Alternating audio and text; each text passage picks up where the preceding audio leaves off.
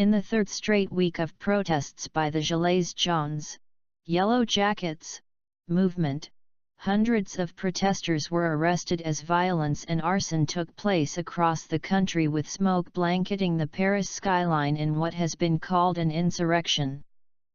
While protests took place across France, much of the violence and arson took place in the French capital in what was seen as a further escalation of violence from the previous protest last Saturday.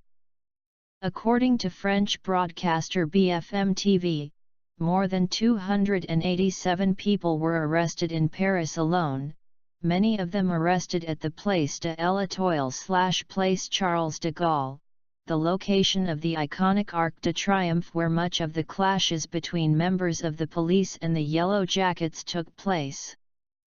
Much of the violence has been blamed on vandals, called casseurs in French, who are believed to come from a variety of backgrounds including far-left anarchists, far-right extremists, and petty criminals from the heavily migrant-populated suburbs surrounding the French capital.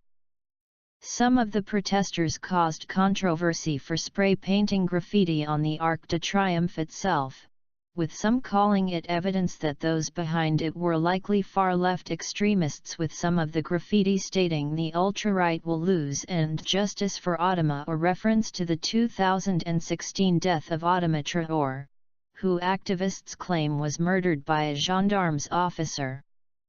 While there were no confirmed reports of fatalities, 110 people in total were wounded in the day-long violence, including 17 police officers.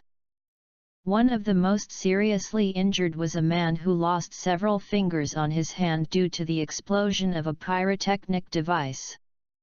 Arson attacks also took place in other cities across France, most notably in the department of Haute-Loire, where protesters set the local prefecture building on fire after one protester allegedly threw a Molotov cocktail through the window.